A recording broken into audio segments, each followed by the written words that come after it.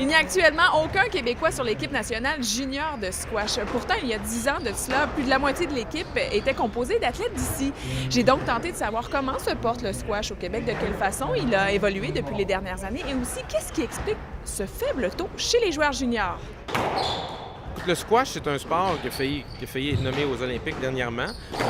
Au Québec, je dirais que c'est assez stable depuis une dizaine d'années. Ça a connu un boom dans les années 80, peut-être 90 aussi. Puis depuis ce temps-là, c'est assez stable.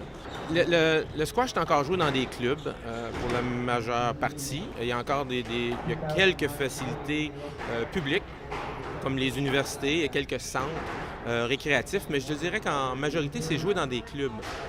Ce qui limite un peu le développement du sport. Depuis l'année dernière, le système de pointage a été modifié. Plutôt que de faire un point lorsqu'un joueur est en possession du service, un point est marqué à chaque échange. Ce nouveau format a été fait dans le but de rendre les matchs plus intéressants pour le public. Squash n'est pas un sport qui attraque beaucoup de gens comme le hockey ou le baseball. Et c'est plus difficile à Québec pour avoir des gens qui jouent au squash parce qu'ils veulent jouer au tennis. Mais de plus en plus maintenant, il y avait les parents qui voient des tournois comme ça, des grands événements.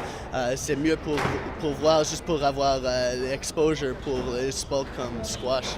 Josh Schwartz est en charge de la sélection et de l'entraînement de l'équipe junior qui représentera le Québec aux Jeux du Canada à l'hiver 2011.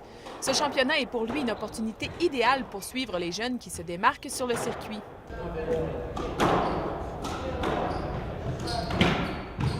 Farouk, dis-moi comment ça a été ton match? Je pense que ça a bien été parce que j'ai joué contre un numéro top 10 au Canada et c'est mon premier gros tournoi dans les U17 parce que je viens d'avoir 15 ans.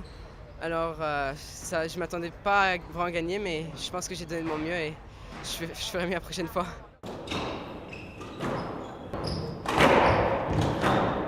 Un tournoi comme ça, c'est quand même gros pour toi. Qu'est-ce que ça représente? Ça représente, c'est une chance de gagner des points pour augmenter mon niveau national.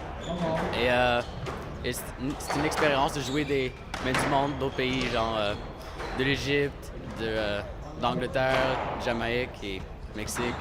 Et qu'est-ce qui explique le fait que l'équipe nationale junior, il y a environ 10 ans, avait beaucoup de Québécois, des athlètes venant d'ici, et aujourd'hui, on ne retrouve plus aucun Québécois sur l'équipe nationale junior?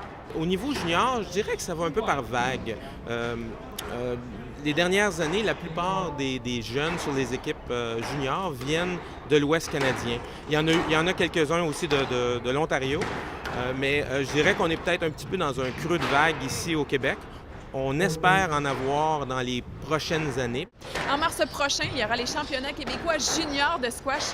C'est un des événements les plus importants de l'année pour les athlètes puisqu'il est obligatoire pour ceux qui veulent faire partie de l'équipe du Québec. Valérie Sardin pour le sport au Québec, à Montréal.